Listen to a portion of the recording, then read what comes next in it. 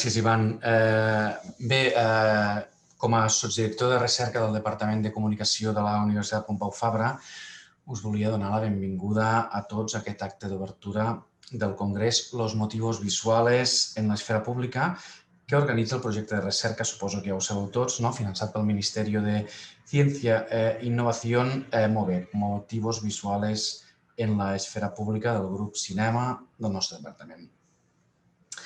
Aquesta intervenció és una miqueta particular, perquè precisament quan l'Ivan em va comentar de fer una presentació jo vaig deduir que era un congrés ja presencial i tenia preparat tot un speech en relació a això, però malauradament encara no pot ser i haurem d'esperar, espero que no gaire, perquè els que ens veiem a les pantalles puguem veure'ns també presencialment.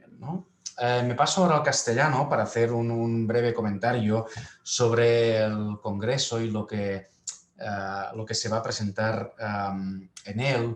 Un poco personal también, porque para mí es particularmente especial poder presentar un congreso sobre motivos visuales, porque no sé si Iván se acordará, pero es una de las cuestiones que me impulsó a dedicarme al campo de la comunicación cuando era un doctorando y donde descubrí a dos enormes talentos intelectuales que aún siguen inspirándome muchísimo hasta hoy, que son Jordi Bayó y el mismo Iván.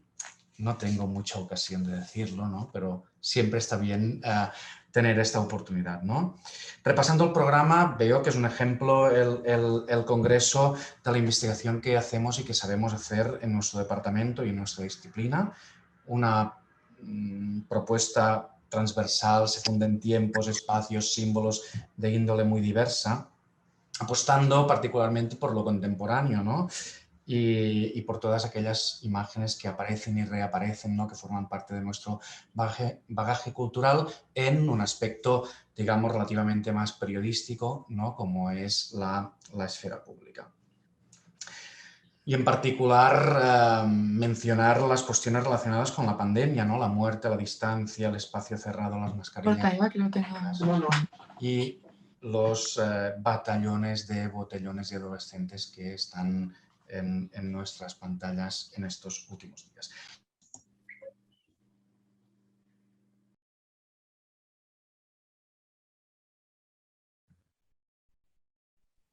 Frederic, no se't sent, Frederic. Se t'ha silenciat. Se m'ha silenciat sol, no? A partir de quin moment? Serà una cosa... ¿Qué decía? ¿Qué decía? Botellones, hem acabat amb els botellones. Batallones de botellones, ¿no? Bueno, y debe ser un programa al Pegasus, ¿no? Que al oír esto, pues me desconecta. Nada, hablava de botellones, ¿no? I ja per tancar, que espero que gaudiu d'aquest fantàstic congrés i reitero les felicitacions als col·legues i el meu suport als col·legues que l'han organitzat i a tots els que hi participeu. Salut i que gaudiu del congrés. Gràcies. Moltíssimes gràcies, Frederic. Té ara la paraula el doctor Xavier Pérez, que és el coordinador del grup de recerca cinema. Hola, bon dia a tothom. Molt content de veure-us, ni que sigui en pantalla. Esperem, com deia en Frederic Guerrero, que això estigui ja en una fase prou terminal i que puguem aviat retrobar-nos tots.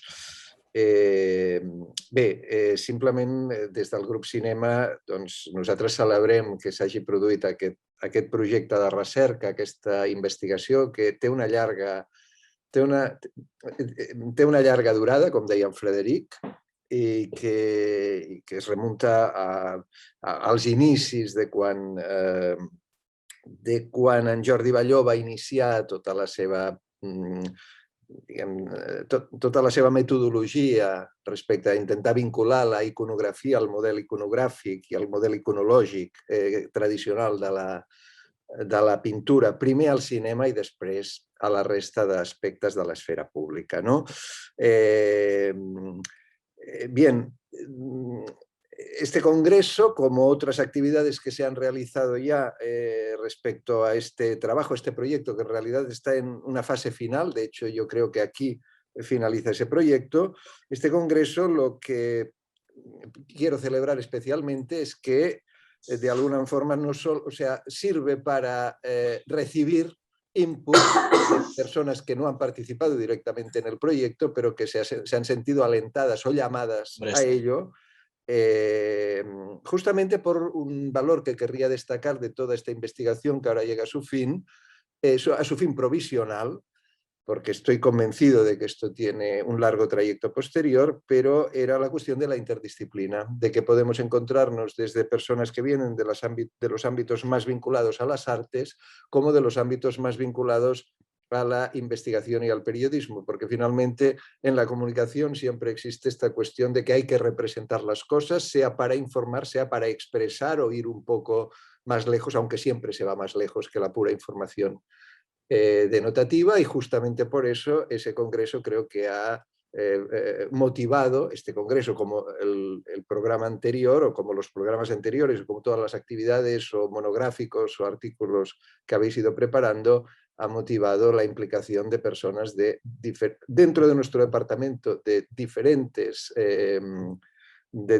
grupos de investigación, y eso es una cosa que pienso que vale la pena celebrar a un nivel simplemente departamental, y después respecto al que es el marco de la investigación general. Por lo tanto, yo básicamente quiero agradeceros mucho, por un lado, al departamento por dar, lógicamente, por dar apoyo, y agradeceros mucho, Iván y Jordi, por haber impulsado este proyecto, que yo pienso que justamente porque el mundo va muy deprisa y continuamente se están generando nuevos motivos visuales que no estaban en absoluto previstos cuando empezasteis esta investigación. Espero que este primer congreso sea un éxito, pero lo llamo primer congreso, vosotros también lo habéis llamado así, porque entiendo que tendría que seguir continuación tanto en un próximo proyecto de investigación que siguiese la pista de todo eso que estáis trabajando, como del propio congreso, ¿no? De que tenga futuras ediciones. Por lo tanto, muchísimas gracias, i Ivan, doncs, et torno la paraula. Gràcies. Muchísimas gracias, Xavier, muchísimas gracias, Frederic.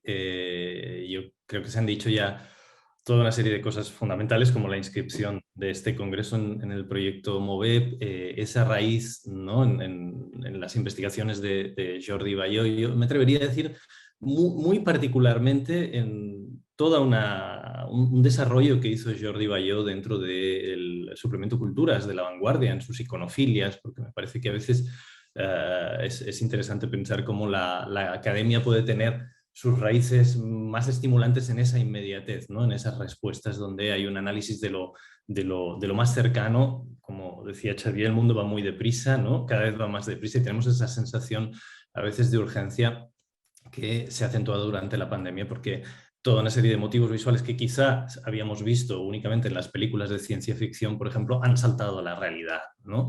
Y creo que ese tipo de fenómenos pues se amparan en un tipo de análisis que en el contexto del Grupo Cinema habían sido realizados pues, de la mano de Jordi Bayó, de Xavier Pérez, de Núria Bou, ¿no?, siempre en un diálogo con los motivos, también con la cuestión de los gestos, ¿no?, que fue cuando entró un poco toda una cierta metodología ligada a la iconología barburgiana, ¿no? Hubo un congreso sobre la gestualidad en el cine, hubo incluso un libro coordinado por Fran Benavente y Gloria Salvador, que muestra todo un camino en ese sentido, que se ha decantado en este proyecto que, bueno, lo que decías tú, Xavier, me parece absolutamente esencial, es decir, pone en conexión diferentes proyectos, diferentes grupos del departamento. Es un proyecto colectivo y creo que eso es muy importante porque hemos trabajado en todo momento de una manera muy colectiva, ¿no?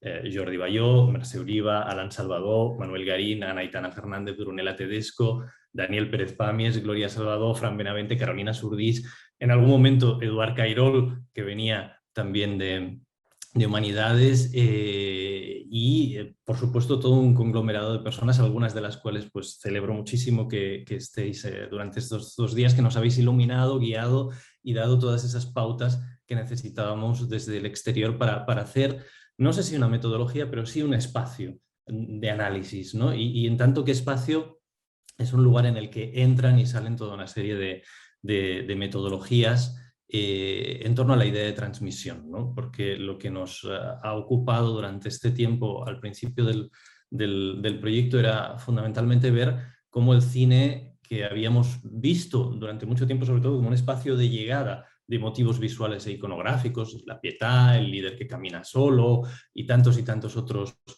motivos, de repente se convertía también en una fábrica de gestos y de motivos que servían para vertebrar el espacio político, ¿no? En ese orden de cosas, a mí me parece que fue fundamental en el desarrollo del proyecto la elaboración de lo que nosotros lo hemos llamado un atlas, ¿no? Pero no es exactamente un atlas, tiene mucho de atlas, pero es un poco más que eso, es decir, una base documental en el periodo que analizamos, desde 2011 a 2017, con 20.000 documentos aproximadamente, unas 8.000 portadas de diarios de la prensa española y unas 12.000 entradillas de informativos también de los informativos televisivos españoles, etiquetados con toda una serie de categorías que nos permitió ver toda la cuestión de la recepción, cómo se recibían toda una serie de motivos que habíamos ido analizando, y en el desarrollo de este atlas, en el cual fue capital Daniel Pérez Pàmies, yo diría que sería nuestro Warburg particular, porque fue el quien llevó a cabo la ejecución literal del atlas, ¿no? Pues ahí vimos que algunas de las categorías que habíamos pensado eran más o menos relevantes y otras, en cambio, que no habíamos considerado aparecían, ¿no? Es desde ese punto de vista donde se nos plantea toda una serie de cuestiones esenciales, como por ejemplo aquello que no aparece, ¿no? Que es lo no representado, como puedan ser los naufragios de pateras en el Mediterráneo, ¿no? O otras muchas cuestiones que nos llevan precisamente a algunas de las figuras señeras que hemos conseguido. Nos acompañarán en el Congreso pues la doctora Sirlot, para empezar, que hablará ahora a continuación, Ariela Zulay, Stephen Eisenman, que hablarán precisamente de toda la cuestión de la transmisión, y no solo eso, sino una cuestión que nos apareció desde el principio, que concierne lo que podríamos llamar los production studies, ¿no? Es decir, cómo se fabrican las imágenes, cómo es el trabajo de las imágenes, ¿no? En el Congreso también participarán Dani Duch y Pedro Ballín, que son un periodista que ha inaugurado, casi me atrevería a decir, un género que es la mitocrónica política, y Daniel Duch, un fotógrafo fundamental dentro de la prensa española contemporánea, para ver hasta qué punto aparece la conciencia sobre la elaboración y sobre la transmisión de esos motivos visuales dentro de la fabricación de imágenes, ¿no? Yo creo que si algo hemos aprendido durante este tiempo es un poco cómo el espacio de lo político y de la esfera pública contemporánea se organiza, sobre todo en función de esos motivos, ¿no? Que son los vehículos que de alguna manera determinan cuál es el horizonte de lo pensable. Y en ese sentido sí que la labor, por ejemplo, de Ariela Zulay o Stephen Eisenman sobre aquello que no se ha representado, en el caso palestino, o sobre los Black Ops, sobre los que nos hablará Eisenman, es decir, las operaciones encubiertas del Estado y qué modos de representación han tenido, son absolutamente esenciales. Doy ahora paso, no me enrollo más, me parece que lo interesante es escuchar las y los ponentes extraordinarios que tenemos aquí. En primer lugar, la doctora Victoria Sirlot, a la que estamos deseando escuchar, que nos va a hablar sobre esas transmisiones entre las imágenes. Y para presentarla contamos con Ada Naval, que es doctoranda en el Departamento de Humanidades, que está desarrollando una investigación, de hecho, sobre una de las piedras angulares de nuestra investigación, que es Avi Warburg, el teórico Avi Warburg, en concreto sobre el concepto de pathos former, la fórmula de expresión de la pasión y su transmisión, ¿no? Sobre todo tal y como Didier Huberman ha releído a Warburg. Así que agradeciendo de antemano la participación de todas y todos en el Congreso, y desde la felicidad que también expresaba el doctor Xavier Pérez, pues doy la palabra ya a Ada Naval para que presente a Victoria Sirlot. Muchísimas gracias a las dos. Así que, Ada... Muchas gracias, Iván. Bueno, muchas gracias a todos los organizadores del Congreso, por supuesto a los oyentes, y otra vez a ti, Iván, por invitarme a presentar la conferencia de Victoria, que lleva por título Una cosa al lado de la otra, algunas imágenes medievales junto a otras del siglo XX. para presentar a Victoria Cirlot, catedrática de Filología Románica en el Departamento de Humanidades de la Universidad Pompeu Fabra. He querido trazar un breve recorrido desde sus primeros trabajos hasta su última publicación, que creo que ayuda un poco a situarnos o quizá acercarnos al tema de esta conferencia inaugural. Evidentemente, este camino no es un paso pormenorizado por toda su obra, que a lo largo de los años no ha dejado de enriquecerse, sino por lo que he creído más significativo en la evolución que sigue la autora desde los estudios medievales hasta la comparación con las imágenes del siglo XX. En concreto, me centraré en los libros La mirada interior, publicado por primera vez en 1999 en Martínez Roca, en 2008 en Siruela y recientemente reeditado este año también en Siruela. La visión abierta del mito del grial al surrealismo, Siruela 2010, Visión en rojo, Siruela 2019 y su última publicación, que es Ariadna abandonada, Nietzsche trabaja en el mito, en Alfa Decay 2021. Recorriendo estos libros, se pone de manifiesto que los trabajos de Victoria Cirlot, más allá de crear una especie de bloques temáticos, diferentes núcleos de investigación, entretejen una red en la que la mística, el grial, el estudio de las visiones o del surrealismo salen al encuentro del lector que se adentre.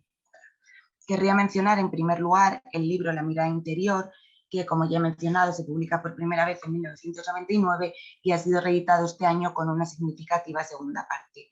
En La mirada interior, según se indica en el prólogo a la edición de este año, es casi un punto de partida desde el que se despliegan muchos de sus estudios posteriores, porque su trabajo continuó y continúa dando respuesta a muchas de las cuestiones que se plantean en este libro sobre la mística femenina medieval.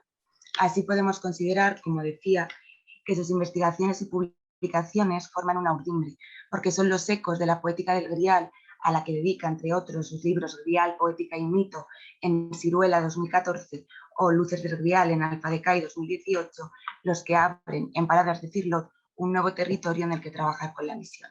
A su vez, dos de las místicas que se analizan en el mencionado La mirada interior se convierten en parte central de dos de los libros más significativos de su producción, los mencionados La visión abierta, del mito del grial al surrealismo, y Visión en rojo. En La visión abierta, las visiones de Hildegard von Bingen recorren de manera sutil todas las reflexiones del libro, donde, por ejemplo, se pone en relación el cielo de sus visiones con el rectángulo estrellado del cielo de Picasso en el cuadro Naturaleza muerta con guitarra de 1924. En Visión en rojo, en cambio, se aborda el libro de las visiones y revelaciones de Juliana de Norwich, cuyas visiones, defiende Cirlot, anuncian la abstracción y el informalismo del siglo XX. En ambos libros se revela una responsabilidad común en sus investigaciones, dar luz al espacio entre, aquello que sucede entre lo visible y lo invisible, entre el mundo exterior y el interior, como menciona precisamente en referencia al cielo picassiano al escribir: Picasso parece mostrar ese lugar intersticial entre el cielo y la tierra, ese lugar doble en tanto que participa de dos mundos, el interior y el exterior. Se pretende entonces dar respuesta a la apertura del ojo interior y a su vez exponer el funcionamiento de la imaginación y de la imagen. Así, Victoria Cirlot investiga los espacios entre, los lugares oscuros que ha ido hallando en su producción teórica. Es aquí donde texto e imagen se entrelazan construyendo una pregunta: ¿qué vemos? O quizá, ¿cómo debemos mirar? En el apartado visión de la segunda parte de La mirada interior, Cirlot alude al ver abiertamente. Se debe entonces ver abiertamente para dilucidar un texto al lado de una imagen, para releer una imagen al lado de un texto, así como para repensar la Edad Media junto al siglo XX. En esta labor es donde viene al encuentro de Cirlot, o donde Cirlot va al encuentro del método de Avi Barbour. En esta confluencia, el espacio entre se abre a un nuevo concepto o a un nuevo lugar, el Wissensraum barburiano. En el Atlas Mnemosyne de Barbour, ese espacio es el que ocupan, o tal vez desocupan, los espacios que dejan sobre la tela negra las reproducciones de cada uno de los paneles. Una distancia necesaria donde, apunta a Barbour, se genera el pensamiento. La propia Cirlot confiesa en un artículo de 2017 que este concepto acaparó su atención precisamente por la cercanía con muchos de sus intereses y estudios previos. La proximidad de los estudios de Victoria Cirlot con el pensamiento barburiano se ha incrementado en los últimos años al formar parte del grupo de investigación Seminario Mnemosyne de la Biblioteca de Venecia y al consejo de redacción de la revista Engrama. Es con este grupo con el que comenzó sus estudios sobre el gesto de Ariadna, que ha dado como resultado su último trabajo publicado, al que nos referiremos para finalizar. En Ariadna abandonada, Nietzsche trabaja en el mito, Alfa Decay 2021, observamos las trazas filológicas, la búsqueda por reconstruir, por restituir el significado de los textos y responder a la pregunta ¿qué fue Ariadna en Nietzsche? Para ello, además de esta búsqueda filológica, Cirlot presta atención al gesto de Ariadna, al brazo apoyado, la melancolía, y al brazo alzado, el éxtasis, para descifrar al Nietzsche que trabaja a través de la figura de Ariadna. La imagen sintética de Ariadna se convierte en el espacio entre en el que Victoria Cirlot elabora su pensamiento.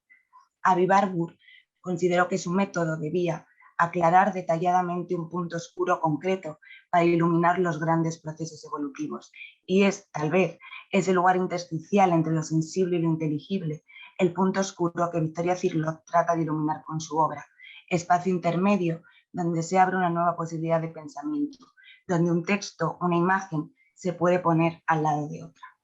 Agradezco de nuevo infinitamente a la organización del Congreso, a Victoria Cirlot, y doy paso a su conferencia. Muchísimas gracias, Ada, por tu presentación. Muchísimas gracias, Iván y Jordi, por haberme invitado a participar en este congreso sobre los motivos visuales en la esfera pública. No es la primera vez que nos juntamos. Hemos compartido un seminario que fue un seminario absolutamente jánico en motivos visuales en la esfera pública, y Avi Warburg, justo antes de la pandemia. Luego ya pues nos tenemos que ver así, por desgracia, pero bueno, confiamos, como ya vamos insistiendo todos, en que esto pronto termine.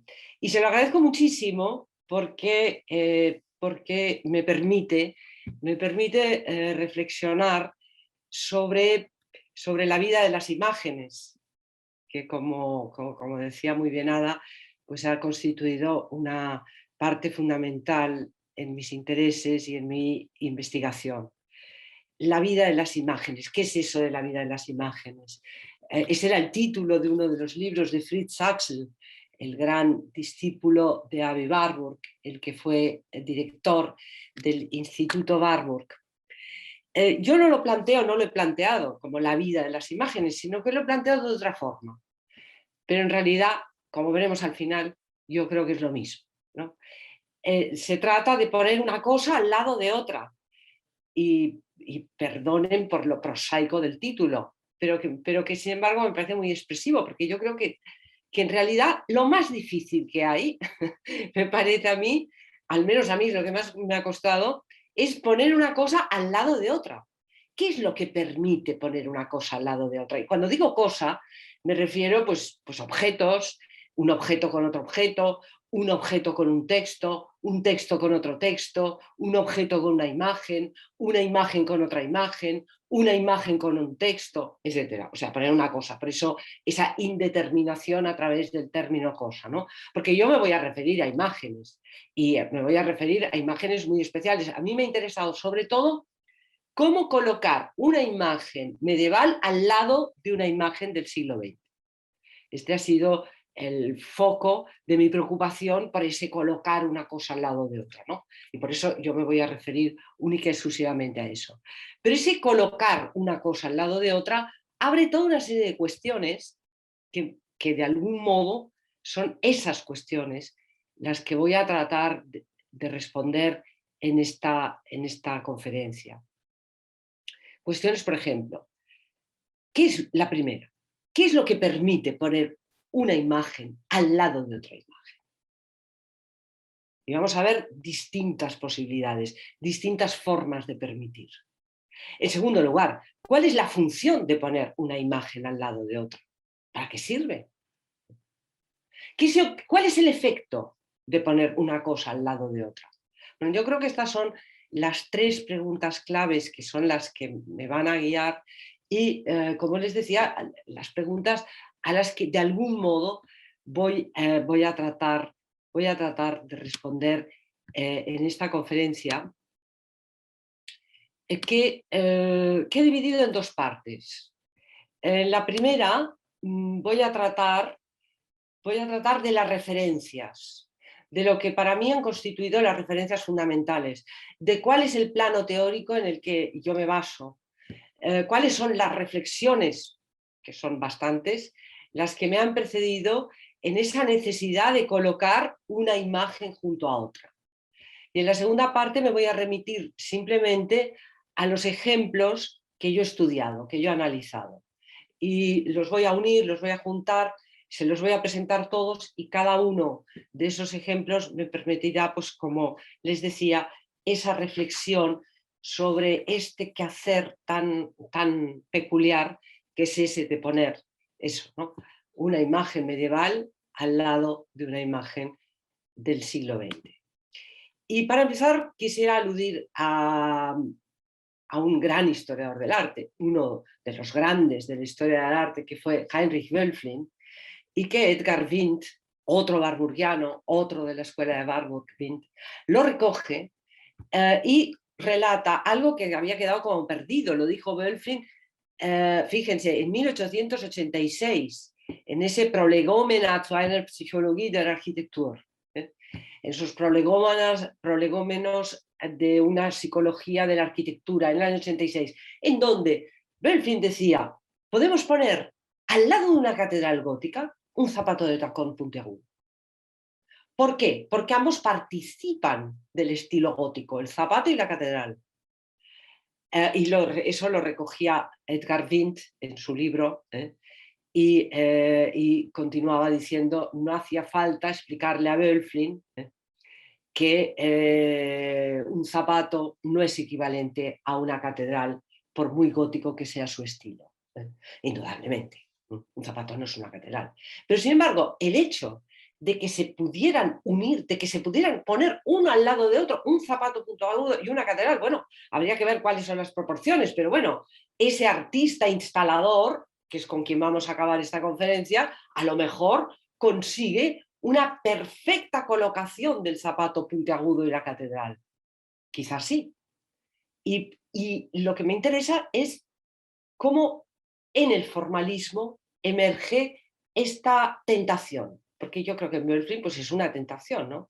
Es reconocer como objetos tan dispares, objetos tan distintos, de contextos culturales tan diferentes, por participar de un elemento común, que en este caso sería claramente la verticalidad. Ese elemento común es lo que permite, y esta sería la primera respuesta, ¿no? Lo que permite colocar una imagen al lado de otra, un objeto al lado de otro. Tienen que participar de un elemento común. Eso nos decía un filósofo del siglo XII, un extraordinario filósofo y teólogo del siglo XII, que se llamaba Hugo de San Víctor. Eso, decía Hugo, es la analogía. La analogía se fundamenta en un elemento común. Eso es lo que fundamenta la relación analógica. Y es que en realidad colocar una imagen al lado de otra, en principio responde a una concepción analógica, a una cosmovisión analógica del mundo. Y me gusta empezar con esta imagen en la cual, bueno, esto dio motivo a la publicación que me pidió Iván para Comparative Cinema, y que anteriormente había sido una conferencia a la que me había invitado Jordi en Girona, porque en efecto la escena de Dürer, de la muerte de Orfeo, que Dürer toma de Mantegna, es decir, ahí es donde Warburg estudia esas relaciones entre el sur y el norte, cómo de pronto los pintores del norte acogen los esquemas iconográficos del sur, es decir, cómo tiene lugar ese tema que tanto interesa a Warburg, que es la migración de las imágenes.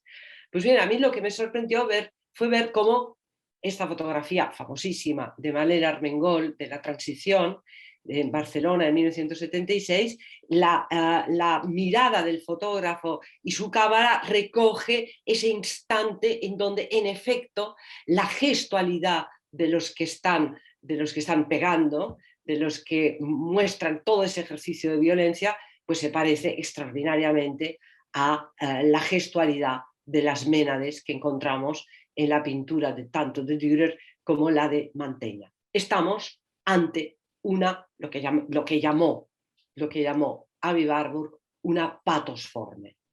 una Pathos-Formel, este es el término que aparece por vez primera en la conferencia de Warburg de 1906, Durero y la antigüedad italiana, en donde para aludir a ese gesto bestial, violento de las Ménades, acuña esta expresión Pathos-Formel, que, como decía Salvatore Settis, es una expresión explosiva. ¿Por qué? Porque está juntando patos, que es algo que de inmediato nosotros entendemos como algo que está en movimiento, es el patos, con en cambio lo que es rígido, lo que está quieto, lo que está asentado, fórmula.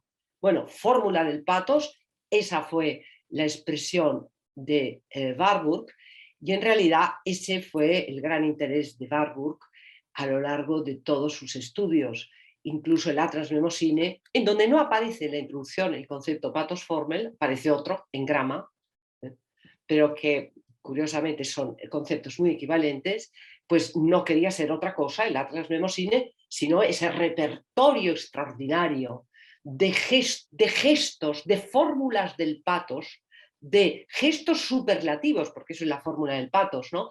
De gestos extremos, sobre todo en relación a el dolor. Es como si la antigüedad hubiera generado fórmulas expresivas para mostrar lo que sería eso que constituye el primer contacto con la realidad por parte de una cultura. El contacto con la realidad, que es un contacto de dolor, y el dolor que de inmediato queda expresado en el movimiento, es en ese gesto superlativo.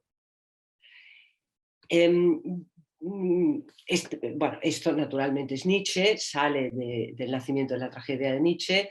Warburg era un nietzscheano, y justamente esa polaridad entre Apolo y Dioniso, que es la que plantea Nietzsche en el nacimiento de la tragedia, es la que va a estar presente constantemente en la mirada de Warburg, en ese descubrimiento de esas Pathos-Formel.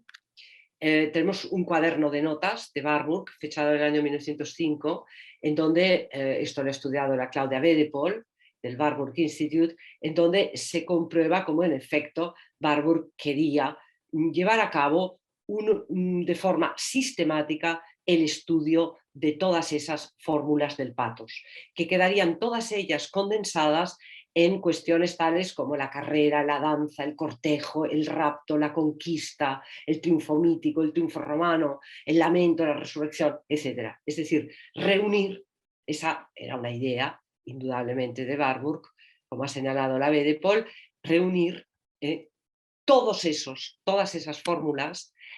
O sea, ya en el Congreso de Durero y de la Antigüedad Italiana de 1906, ya a Warburg se le ocurrió repartir entre el público un portfolio que es un poco la prehistoria del Atlas Mnemosyne, y que luego ese portfolio lo metió en la Tafel 5 del Atlas, porque es la primera vez en donde Warburg empieza a juntar imágenes. No es, como ven, no es una y otra, sino que son muchas. Estamos ante una constelación de imágenes. Cada Tafel del Atlas Mnemosyne es una constelación de imágenes. Esta fue la primera. Esta es la prehistoria del Atlas de 1905 en su conferencia, en donde buscaba aunar distintos elementos en 3 piezas de cerámica y el famoso casone de Jacopo del Selaio, en donde encontramos la Pathos-Formel de la muerte de Orfeo. Y luego aquí arropado con otros gestos, la Magna Mater es el tema de la Tafel 5, y la muerte de Orfeo, que naturalmente dio lugar a toda una Tafel, la 57, en donde él iba estableciendo esas relaciones múltiples por elementos y aspectos diversos que contiene la imagen de la muerte de Orfeo, y desplegarla a lo largo de todo ese panel. Ese panel siempre es arpillera negra, ese fondo que es donde va a ir clavando cada una de las fotografías que van a constituir el Atlas. A partir de un cierto momento ya Warburg solo daba conferencias con los paneles detrás, las prefería a la máquina de diapositivas que él tenía, por supuesto, porque era muy avanzado técnicamente, aunque maldijera la tecnología. El Warburg Institute de Hamburgo, todavía estoy hablando de Hamburgo, tenía los medios mejores para la reproducción y la proyección de imágenes. Y sin embargo, él prefería el panel, y así es como tenemos algunas fotos de la sala oval de la biblioteca de Hamburgo, en donde vemos cómo colocaba los paneles y dando vueltas en torno a los paneles iba construyendo su discurso. Bueno, estos paneles que como decía Georges Didier Bergman, personne, moi non plus que quiconque, ne comprend tout à fait. ¿Cómo comprender un panel? Bueno, algunos llevan años estudiando cuál es el misterio en el que se cifra esta conjunción de imágenes. ¿Qué es lo que las reúne a todas ellas? ¿Por qué estos espacios en negro? ¿Por qué estos intervalos? ¿Por qué estos Zwischenräume a los que hacía alusión Ada hace un momento, ¿no? Estos espacios intermedios. Bueno, aquí no he colocado una Tafel de Gombrich, cuando Gombrich se le encarga hacer también un atlas para el cumpleaños del hermano de Abi ya muerto, hace más de 10 años, en 37 se lo encargan a Gombrich. No me he acordado de traer una imagen del Geburtstag Atlas de Gombrich, pero la peculiaridad de las Tafel del Atlas Mnemosyne se comprende cuando colocamos una Tafel de Gombrich al lado.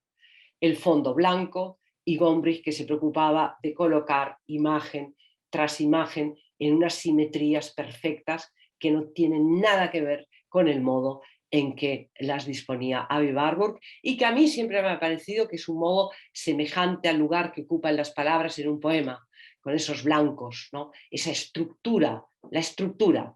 Cada Tafel tiene una estructura y esa estructura justamente depende de cómo están colocadas las imágenes, cuáles los espacios negros que equivalen al blanco poético y, en fin, todas esas maravillosas constelaciones con las que Warburg trabajó. Yo creo que el Atlas Mnemosyne, a pesar de que, como dice Didier Bergman, no hay nadie que comprenda por qué está así construido, a pesar de todo yo creo que es el modelo perfecto para colocar una imagen al lado de otra. Es la referencia inexcusable. Una referencia que además claramente, este es un principio constructivo del Atlas que por lo general no falla nunca. El Atlas, en la colocación de una imagen al lado de otra, siempre descansa en un principio filológico. ¿Qué quiere decir esto? Pues que el artista conocía esa imagen antigua y la incorpora, la integra en su obra. Y les pongo esto como Filmina porque me parece que es uno de los claros ejemplos en los que descansa el método Warburg, ¿no? Como el taller de Ghirlandaio, este es el cuaderno de bocetos del taller del gran Domenico Ghirlandaio, el gran artista de la Trinità, de Santa Trinità de Firenze y de Santa Maria Novella, el gran artista que construye la muerte de Francesco Sassetti en Trinità y el bautismo de Juan en Santa Maria Novella, y es ahí donde aparece la ninfa en la habitación del nacimiento de Juan. Bueno, pues el taller de Domenico Ghirlandaio, este libro de bocetos nos muestra cómo los artistas del taller reproducían una y otra vez los rostros, los gestos de los personajes esculpidos en la columna trajana.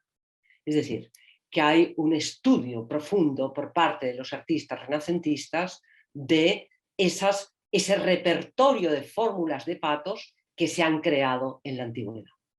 Y Warburg sobre todo se interesa por recoger ese estudio de los artistas renacentistas y comprobar ese otro tema que tanto le interesa a Warburg, que es comprobar la supervivencia de esas gestualidades, ¿no? y de cómo los artistas las incorporan a su sistema estético ya propiamente renacentista. Y es que, bueno, vamos a hacer ahora aquí un pequeño paréntesis porque voy a aludir a un par de exposiciones que son las exposiciones que más, que mayor incidencia han tenido, desde luego en mis trabajos, a la hora de colocar una imagen al lado de otra, ¿no? A mí me sorprendió inmensamente cuando entré en el MENAC en el año 2014 y vi la exposición de Pere Jaume, del artista catalán Pere Jaume, y donde lo primero que leías és que les obres viuen la vida que els donem. Les obres viven la vida que les damos. Encara que sovint les imaginem soles com un arbre sol o un déu sol, quan en posem dues o més de costat, les nocions d'hospitalitat, de tolerància, de simpatia, els són ben aplicables. Entonces, esta idea, ¿no?, de la vida, como decía antes al principio de la conferencia, ¿no?, porque es la vida de las imágenes. Bueno, es que al ponerlas juntas, dos o más, es ahí como despiertan esas nociones, como dice Pere Jaume, de hospitalidad, de simpatía. Entonces, toda imagen tiene una parte salvaje y una parte sociable y permite su colocación una al lado de otra. Uno de los momentos álgidos en mi visita a esa exposición fue cuando me encontré, en ese momento estaba estudiando las nubes, pues fue cuando me encontré todas las libretas de Fonseré sobre la meteorología en Barcelona colocadas al lado del diario de la Guerra Civil de María Manent. Y decía, estos dos diarios, uno al lado de otro, eran impresionantes. ¿Por qué? Pues porque el mismo día, a la misma hora, uno te hablaba de la meteorología del cielo con un lenguaje científico absolutamente objetivo, en donde la emoción, el sentimiento no intervienen para nada, mientras que el otro, imagínense, en plena guerra civil, lo que decía de esa misma hora y en ese mismo momento era toda una explosión de sentimiento, de emoción. Entonces era muy bonito verlas una al lado de otra. I com decía Pere Jaume, posar de costat aquests dos conjunts de libretes i veure com bateguen junts es molt emocionant, ¿no? O sea, se trataba de ver ese pálpito, cómo palpitan. Por eso antes hablaba de vida, ¿no? Porque realmente uno nota que aparece el pálpito, laten. Al colocar una al lado de otra, te das cuenta que adquieren vida, ¿no? Ese adquirir vida es algo que yo creo depende justamente de esa conjunción, de ese poner al lado de. Y para continuar con las citas filológicas, quizá uno de los artistas que más se ha relacionado con el mundo medieval ha sido Picasso. Ya lo relacionó André Gravard. Pero sobre todo está claro cómo la revista Document fue la revista Document que fundan Leiris y Einstein y Georges Bataille está realmente en primera línea, como una revista como Document, esto se ha estudiado muy bien, influyó tanto en los artistas de la época. Y tengo que decir que Document, como por ejemplo Minotaur, o por ejemplo antes de Der Blaue Reiter, son revistas en las que persistentemente se está buscando la conjunción entre imágenes del pasado y imágenes coetáneas, entre culturas primitivas, la famosa Misión de África, y naturalmente obras coetáneas, entre el Oriente y el Occidente. Esta confrontación yo creo que es algo que está constantemente presente en estas revistas tremendamente ilustradas y que bueno, a las cuales las vanguardias tienen acceso. Georges Bataille escribe un artículo sobre el Beato de Saint-Sever, este manuscrito del siglo XI que tienen aquí al lado y en donde vemos perfectamente cómo Picasso coge, es como si hubiera hecho un collage, ¿no? Coge un trocito del Apocalipsis de Saint-Sever y lo mete en su Guernica, porque este personaje, pues en efecto, es el mismo. Picasso lo vio en blanco y negro seguro, porque en Document todo se reproducía en blanco y negro, pero es igual, es decir, él le coloca aquí dos ojos y por lo demás pues estamos ante el mismo personaje que aparecía en el Apocalipsis de Saint-Sever. Estamos ante eso que llamaba la cita filológica, es decir, es el artista que conoce la obra, que le interesa y la inserta. Yo no hablaría, a mí el concepto de influencia no me gusta demasiado, yo no hablaría tanto de influencias como de encuentros, de incorporaciones, de trabajos sobre imágenes. Hasta tal punto esta relación entre Picasso y la Edad Media está comprobada que en 2016 tuvo lugar otra exposición extraordinaria en el MENAC que se tituló a sí mismo Picasso Romanic, y en donde las crucifixiones románicas se colocaban junto a las crucifixiones picassianas. La crucifixión, que es un tema tan presente en la obra de Picasso, o por ejemplo como esta máscara, el tema de la máscara, que en Picasso también es fundamental, cómo se encuentran calaveras en el arte románico, esta es una de ellas, que puede ser colocada perfectamente junto a un retrato picassiano. Pero continuamos, en efecto, con la cita filológica, como cuando Rothko va a la Pierpont Morgan Library de la mano de Meyer Shapiro, y Meyer Shapiro le enseña el Beatus Magius, que lo tiene en la Pierpont. Y naturalmente está clara la relación entre el Beato y los Rothko. ¿Por qué? Bueno, fundamentalmente por esa distribución del fondo en franjas, típica de los Beatos, que son franjas cromáticas. Esto es un ensayo en la miniatura que luego se pasará a la pintura mural, pero de entrada es propio de la miniatura mozárabe, como se realiza en España en los siglos 9, 10, 11, que es la gran época en que tienen lugar todos esos grandes manuscritos extraordinarios que ilustraron los comentarios de Beato de Liébana, aquel monje de Liébana del siglo VIII, al Apocalipsis de San Juan. Y entonces, bueno, el Beato se caracteriza por ese trabajo en los colores, por ese cromatismo tan absolutamente feroz y por esa distribución en franjas. Entonces, yo creo que está clara esa relación y que en este caso también son relaciones que están asentadas en ese principio filológico de la cita, es decir, en que el artista conocía perfectamente la obra. O, por ejemplo, el geometrismo abstracto, como la abstracción, como dijo Juan Eduardo Cirlot en su libro El espíritu abstracto, publicado en 1965. Este es un libro, El espíritu abstracto, que lo que desea justamente es poner de manifiesto la existencia, desde la prehistoria hasta nuestros días, de lo que en este libro se llama espíritu abstracto. Es decir, como si la abstracción, ¿y qué es la abstracción? Por ejemplo, en este caso, claramente la abstracción es la tendencia a la geometría. Y como la tendencia a la geometría, por ejemplo, la encontramos pues, en este evangeliario de Echternach de finales del siglo X, en donde la aparición de la figura, incluso de las letras, no disminuye en absoluto esa impresión profundamente abstracta que nos produce este folio y que puede ser comparado claramente con un Mondrian. Lo podemos poner uno al lado de otro. Aquí ya, fíjense, ya hemos perdido la relación filológica. ¿Qué sabemos? Si Mondrian había visto el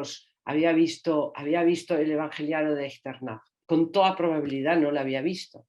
Entonces, ¿de qué estamos hablando? Bueno, en este caso, y desde la perspectiva de Cirlot, estamos hablando de que, y en esto sigue mucho a Wilhelm Worringer, no tanto a Warburg como a Worringer, el norte, sobre todo, el norte de Europa, es una cultura, o genera una cultura que, bueno, culmina en el gótico, según Worringer, y muestra esa predilección que viene de los pueblos bárbaros que se han instalado en el norte, durante toda la época de las migraciones, como tradicionalmente se han llamado de las invasiones, en donde estamos ante pueblos, esos pueblos de migración que llevan consigo una fuerte tendencia de abstracción frente a la imitatio naturae, que en cambio, la imitación de la naturaleza que impera en el Mediterráneo, como pues, desde la cultura griega, ¿no?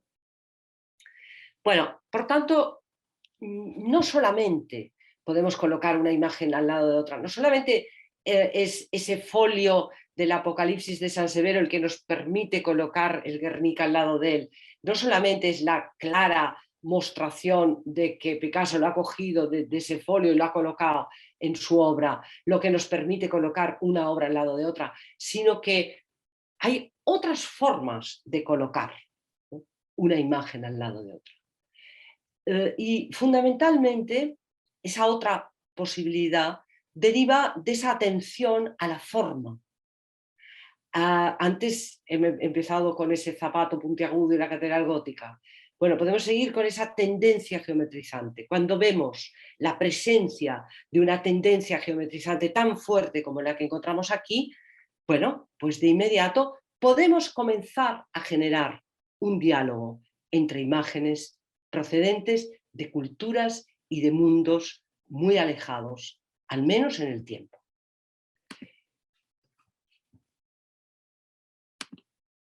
Y ahora comienzo ya con la segunda parte de esta conferencia, en donde, como les decía, me voy a remitir a los ejemplos que yo he estudiado, a los que me han interesado, y a través de mi experiencia plantearles cuál es la función de colocar esa imagen al lado de otra, cuál es el efecto, ¿no?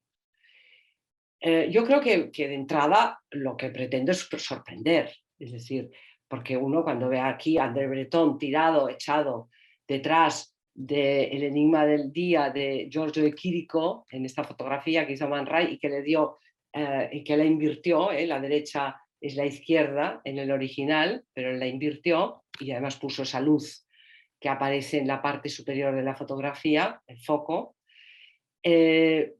para animar, sin duda, para animar todo ese espacio que abre. Pues sin duda pienso que colocar aquí a Breton y ponerlo al lado de este Juan de Patmos, que está aquí también echado, dormido, parece dormido, ¿no? Colocado, dormido. Y casi no se ve, pero es muy bonito porque aquí este Juan que está dormido, aquí aparece un hilito que le une el sueño de Juan a este círculo en donde aparece la teofanía, es decir, la imagen de Dios y la paloma, la teofanía y la paloma. Es decir, que el sueño de Juan, claro, estamos en el Apocalipsis, piensen que es el libro visionario por excelencia dentro de lo que es la Biblia, ¿no? El Apocalipsis de San Juan es el libro visionario.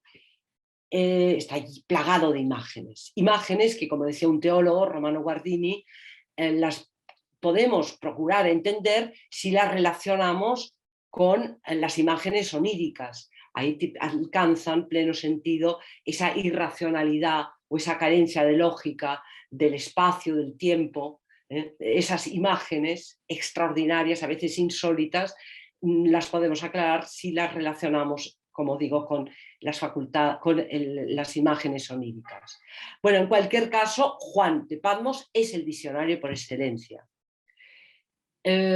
Cuando veo a André Breton aquí, por ejemplo, Juanjo La Huerta lo entendió como una Ariadna, como que Breton estaba imitando la postura de Ariadna, esa Ariadna que Giorgio de Chirico constantemente reproduce en su famosa serie entre 1912 y 1913 en París, a partir del modelo de los museos vaticanos. Bueno, sí, claro que puede ser Ariadna, pero a mí entonces soy yo.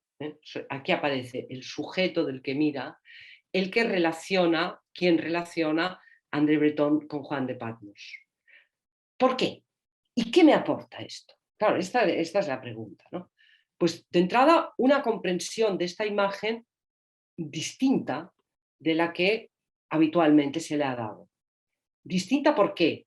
Pues porque en la confrontación y comparación, si esto es el sueño de Juan, esto puede ser el sueño de Breton, indudablemente, al compararlo. Si Juan es un visionario, Breton se muestra aquí como un visionario, con los ojos abiertos, claramente abiertos, los de André Breton. No es un sueño, no está dormido. Es la visión en la vigilia, la visión que aparece detrás de él, ¿no? De un Breton que lo que dijo en el surrealismo y la pintura fue lo siguiente: en el Apocalipsis está todo, dijo Breton. ¿Qué quería decir con esto? Bueno, pues que naturalmente lo que estaba haciendo Breton era rehabilitar la función visionaria, la facultad visionaria. Yo no sé si Breton se pensó a sí mismo como Juan de Patmos, no lo creo. No creo que nunca viera el Beato Facundus, no lo creo para nada.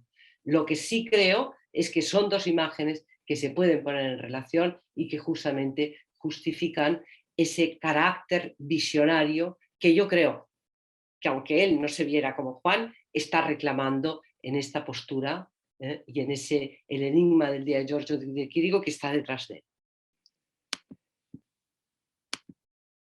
O, por ejemplo, en esta relación entre Hildegard von Bingen, esta gran mística renana, esta visionaria de la segunda mitad del siglo XII, y Max Ernst. ¿Por qué? ¿Cuál es el elemento? La doble cabeza, que me impresionó muchísimo cuando la vi en Max Ernst. Porque, piensen, esto es una imagen trinitaria. Una imagen trinitaria como no encontramos en toda la iconografía de la Edad Media. Lo que de algún modo justifica el fundamento visionario de Hildegard von Bingen, puesto que esto no alude a ninguna iconografía ya establecida. Fíjense, el espíritu como un ángel.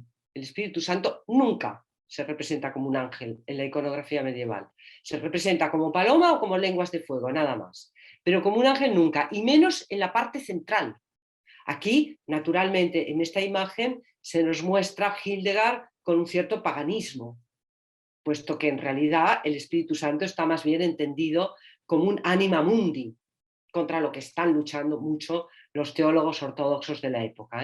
La idea del alma del mundo, que con tanta intensidad recuperarán los filósofos neoplatónicos del Renacimiento, pero que yo creo que está presente en esta imagen de Hildegard. Pero sobre todo, este anciano de los días que sale de la cabeza del espíritu y que bueno, pues ocurre, aquí está doblada, ¿no? Es una duplicación de la imagen lo que hace Max Ernst en 1923, cuando estaba leyendo a Hans Prinzhorn y su famoso libro sobre arte y locura, que se puso muy de moda en ese momento. Ernst era un devorador de libros que acababan de salir. Yo creo que fue el primero que se leyó la interpretación de los sueños de Freud, ¿no? Es decir, que conocía muy bien lo que se estaba publicando.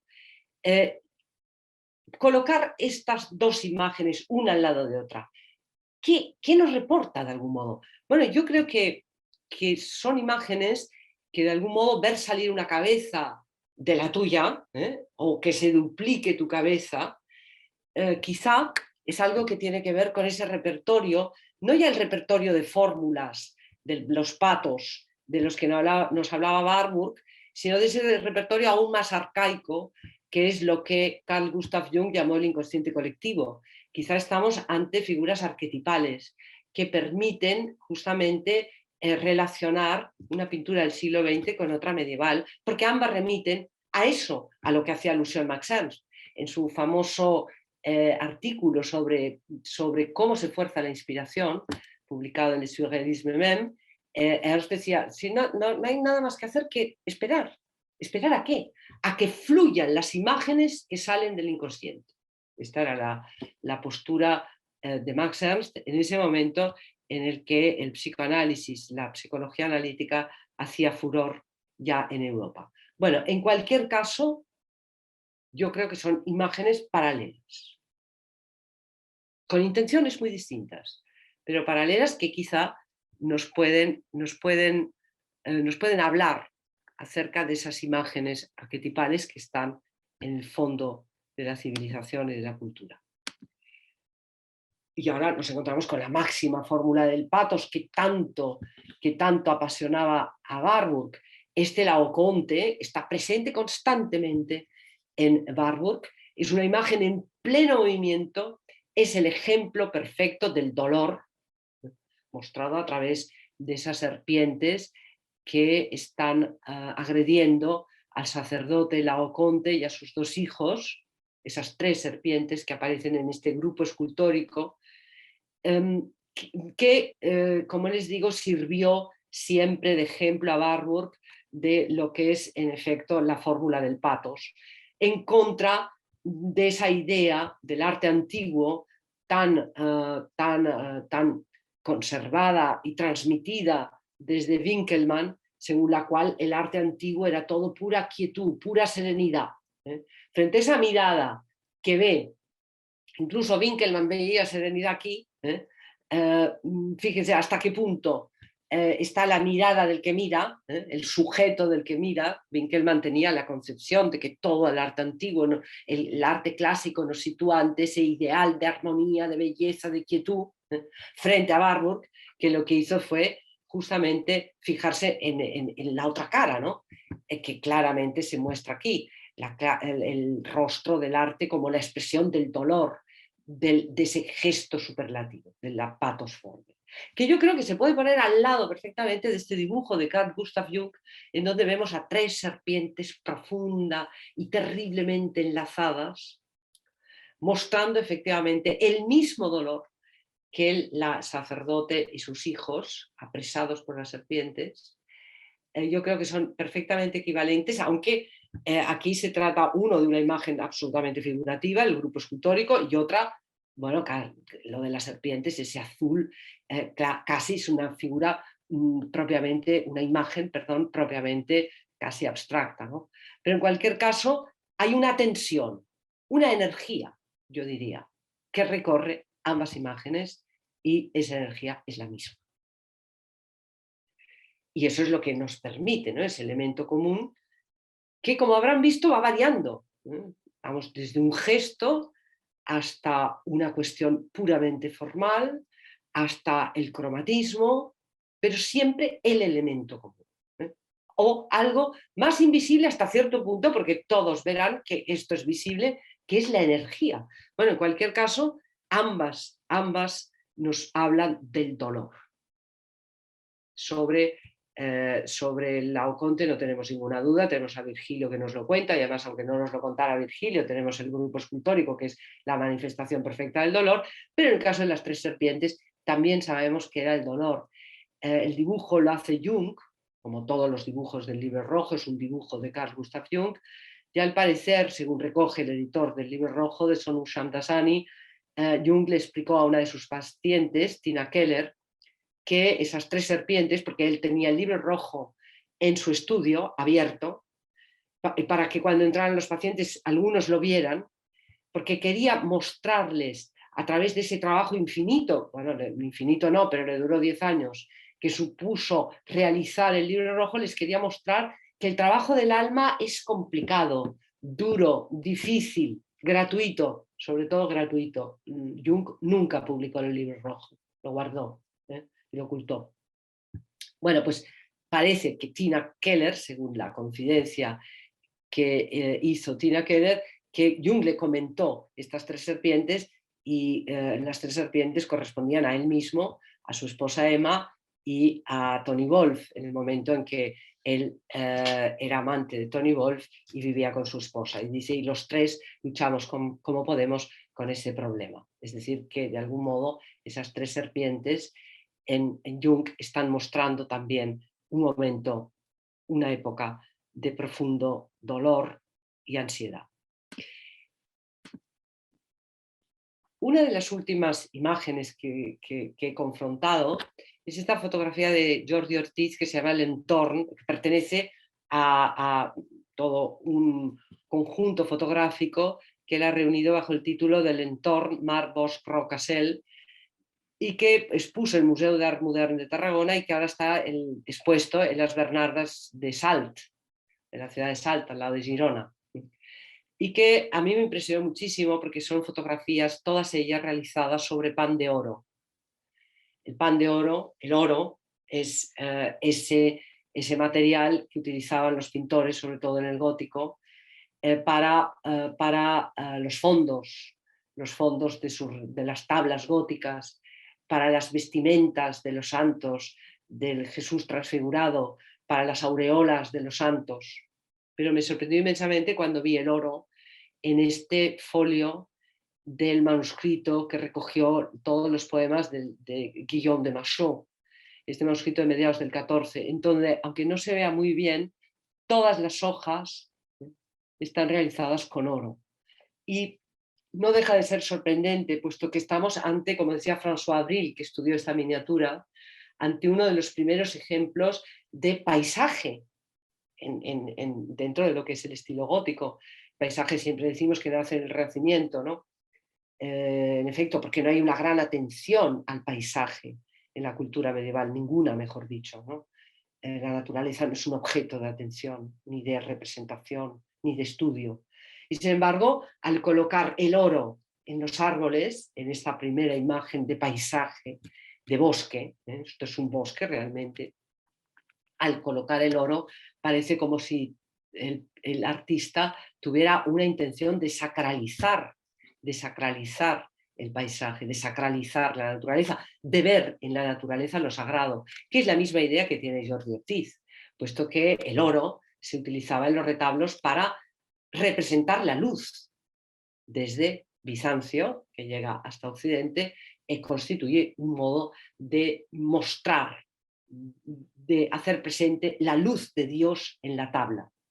Entonces, ese traslado del oro al árbol, bueno, pues como digo, parece tener una intención semejante a la que tiene Jordi Ortiz en sus fotografías, en donde el pan de oro lo que hace es sublimar esos paisajes de un modo clarísimo, ¿no? Convertirlos en espacios de luz, en espacios en donde lo que anima es al espectador a descubrir esa maravilla en paisajes a lo mejor muy cotidianos para nosotros, pero que hemos cerrado ya nuestros ojos a esa percepción de lo profundamente extraordinario, ¿no? Podríamos decir sagrado, y yo creo que se ajustaría a las intenciones de Ortiz. Aquí en este caso sería un material, pero un material con un significado muy específico y muy intenso, lo que justifica la unión de estas dos imágenes. Y la última imagen que queremos mostrarles es la de esta pintura del Meister Franke, que está en el Museo de Hamburgo, en donde lo que vemos es un cielo completamente irreal, resuelto en ese rojo cinabrio, con todas las estrellitas perfectamente colocadas, pero es un cielo en donde adivinamos que está la estrella que ha guiado a los Reyes Magos hasta aquí. Estos son los magos que han venido de Oriente guiados por la estrella. Uno mira a la estrella y se tapa, ¿no? Como si la luz de la estrella fuera excesiva. Pero es que además es una estrella que encima está tapada por una nube.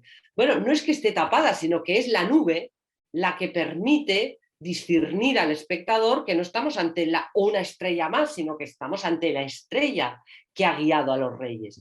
En una función de la nube que me parece interesante porque al mismo tiempo que oculta, revela que esa es la estrella que ha guiado a los magos. El otro la señala.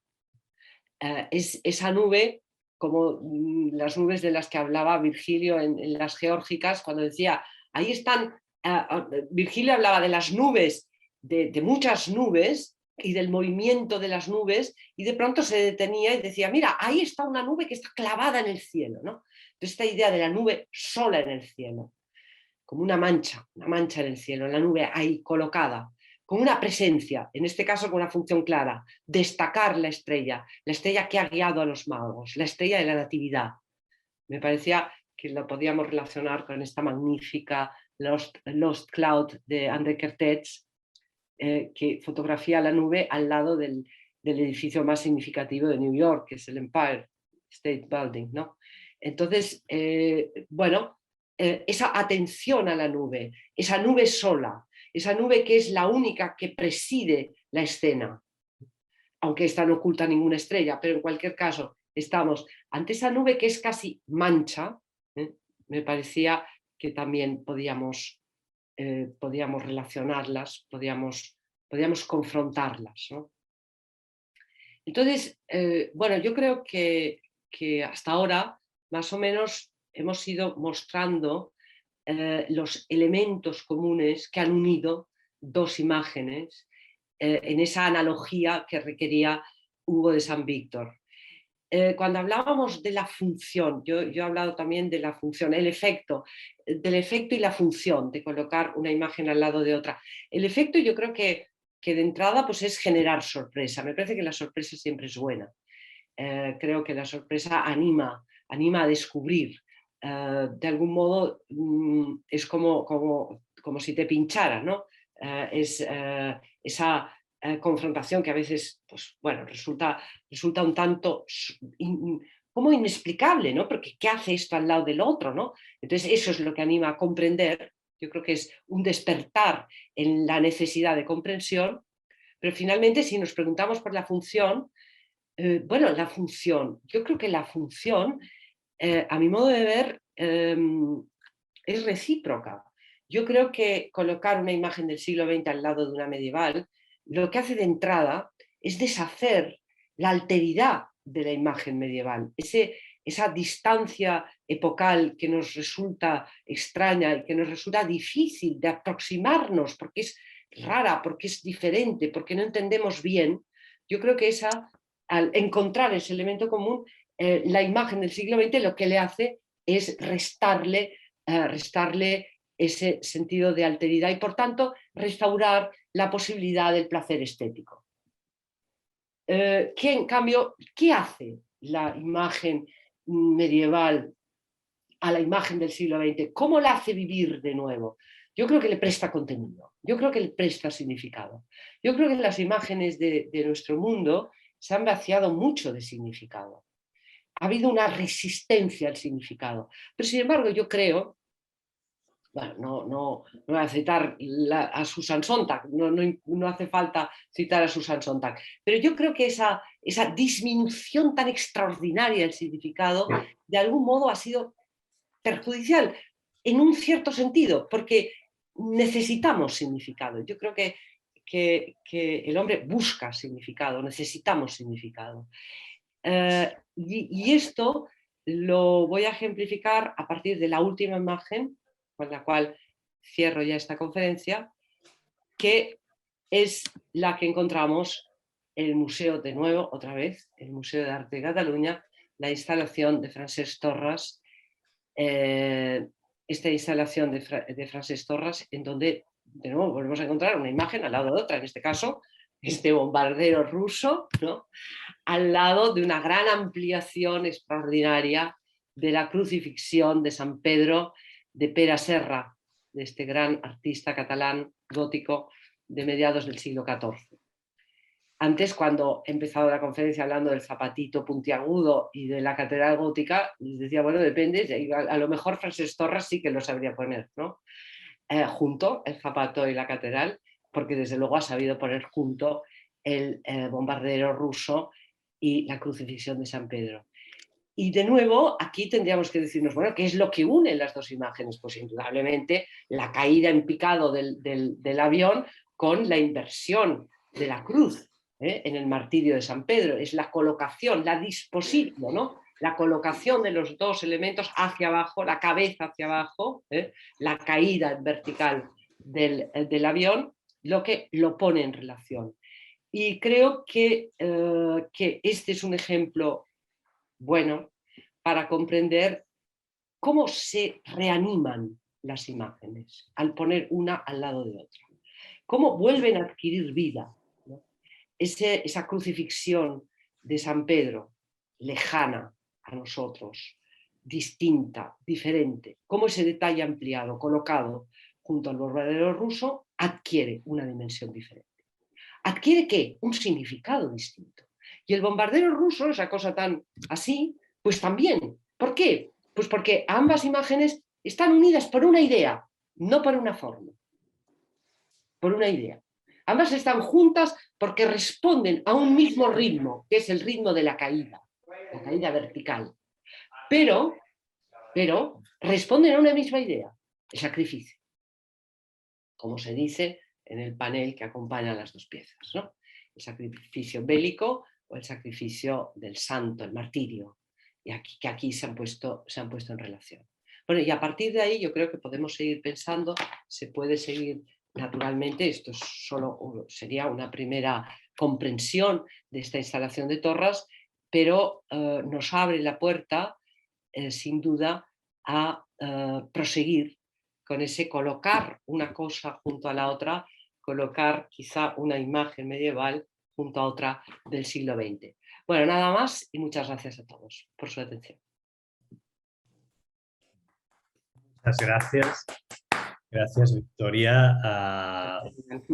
Uno de los problemas evidentes que tiene la no presencialidad, yo creo que es no poder aplaudir o manifestar en una fórmula de patos más o menos coherente. Yo creo que para empezar, la admiración intelectual y el agradecimiento sin fin que te podemos expresar, porque nos has, creo yo, bueno, llevado muy lejos, ¿no?, a un sitio en el que no habíamos estado, que es lo más que se puede esperar jamás de una charla. Gracias mil.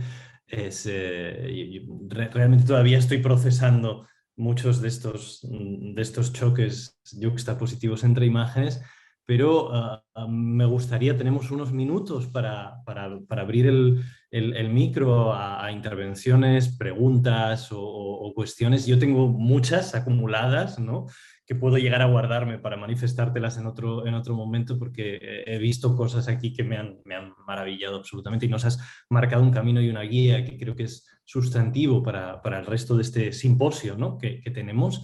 Entonces abro la posibilidad de preguntas, tanto si queréis conectar el micro y preguntar, esto sería lo más hermoso, creo yo, como si alguien prefiere preguntar por el chat, en fin. Abrimos ahora mismo la posibilidad de preguntar y de dialogar, sobre todo.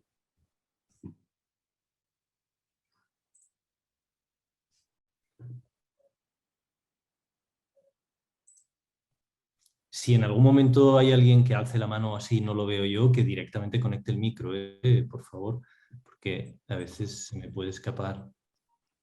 Bueno, lo cierto es que yo no he hablado de motivos visuales en la esfera política, naturalmente. Estáis metidos en otro ámbito como muy distinto, ¿no? De modo que entiendo bien la dificultad en comentar o en plantear cualquier cuestión. Yo no veo ninguna mano alzada. Yo arranco, abro fuego si se me permite, me aprovecho de mi posición en este caso, pero insto a todo el mundo. Estoy viendo a Ada, que sin duda tendrá también muchísimas preguntas, y muchas de las otras asistentes al Congreso, y abro con una cosa justamente para generar ese vínculo, si te parece, Victoria, desde, Sí, ya digo, desde, sí. a mí casi me gusta utilizar una expresión en este caso de Manuel Rivas, ¿no?, que es el pasmo, ¿no?, cuando uno se queda totalmente desbordado por una iluminación, ¿no? Entonces, yo realmente me ha maravillado toda la charla y cómo nos has ido guiando hacia ese diálogo que yo creo que es arqueológico en el mejor sentido de la palabra, ¿no?, en el sentido de Foucault o de Agamben, traer el origen al presente, no extinguirlo, ¿no? Es decir, entender que hay un diálogo ahí factible donde precisamente se crea esa posibilidad que me ha parecido fascinante, de llenar de contenido nuestras imágenes contemporáneas, ¿no? Eso es lo que nos decías al final de la charla, que posibilitan las imágenes medievales, ¿no? Y creo que en el seno de del mundo en que vivimos, que no es necesariamente más visual. Yo eso siempre lo pienso que el de la Edad Media, ni mucho menos al contrario. Mucho menos, al contrario, claro, yo también. Esa manía de decir, es que claro, vivimos sepultados por imágenes. ¿Pero cómo que sepultados por imágenes? Y por palabras también, quizá, ¿no? Y entonces, además, como esa idea del detrimento bueno, del concepto frente a la porquería de la imagen. Pero qué barbaridad. Pero esto es una... A mí me preocupa mucho, ¿no? Cuando se expresa esta idea de que hemos perdido el concepto. Hombre, el concepto no lo hemos perdido.